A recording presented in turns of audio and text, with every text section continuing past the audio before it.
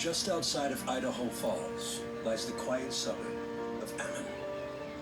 This is a neighborhood where many people don't even lock their doors at night. They don't lock their cars because people feel safe here. But on July 2nd, 2017, that idyllic way of life is shattered. A local resident, Doreen Spears, checks in on her friend, 62-year-old Lisa Ann Stuckey, and makes a horrific discovery. Doreen hadn't heard from Lisa in about 2 weeks, so she showed up at the house. She noticed that the garage door going into the home is unlocked. Now, this was very unusual. Lisa always locked her door.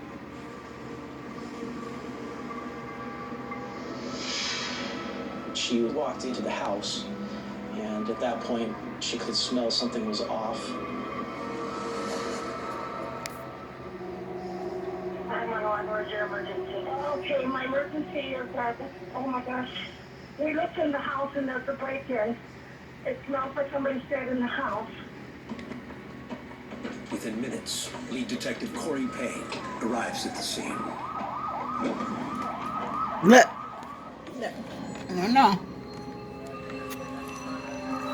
As soon as I walked in, it was clear that the back You door wanna that go led to potty? the backyard had been kicked in. Mm-hmm. And that was the first sign that really something was wrong here. There was a dark black shoe print where someone had kicked in the door. That evidence was lifted with tape to be processed later. As you walk in, it was very obvious that Lisa liked to collect all sorts of things. The first thing that went to my mind is maybe this was a burglary that went wrong.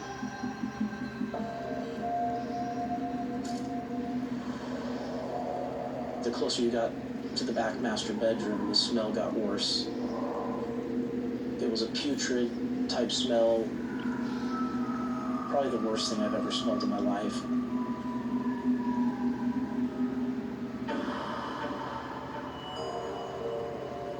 Just inside the master bedroom, the body was found. The body was so badly decomposed, it was difficult to know whether or not this was a male or female we were dealing with. The body was on top of a pile of clothes, and there was a blue shirt that was covering the back of the head.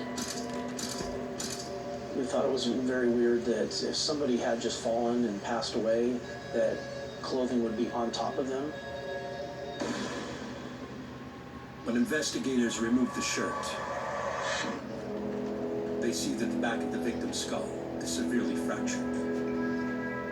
It was very obvious from the blunt force trauma to the skull that this was not just an unattended death, this was a homicide.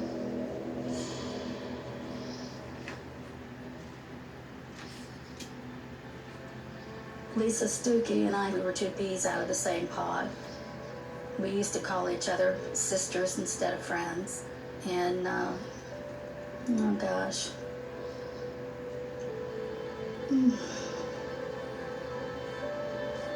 I'm sorry. We were always there for each other. She'd make a snow dive for the phone if she thought I was calling. We could always find time to cry on each other's shoulders a lot. But her personality was just the greatest thing coming and going. Now, Lisa Ann Stuckey was from the Bay Area of California. She was married to a man named Frederick. He was an engineer for IBM. I've never seen two people more in love than those two. They were meant for each other. Fred's health deteriorated, and he passed away in the hospital rather suddenly. Her whole world just crumbled right there in that split second. She decided that she was going to start all over again.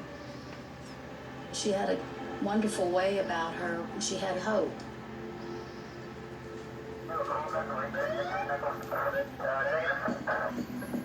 Detectives scour the home for evidence.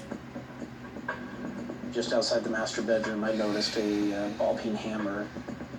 Knowing that she had sustained blunt force trauma to the back of her head, that hammer was the first thing that we looked at as a potential weapon in this homicide. There were quite a few fingerprints that were taken from the scene. We tried to grab any that we could find that might lead us to who the suspect was. Officers noticed that the light switches have been wiped clean. That threw up some red flags that the light switches may have been wiped off by the suspect. There's also a phone that was found under a pillow on the master bed. We took that phone to look at it for evidence.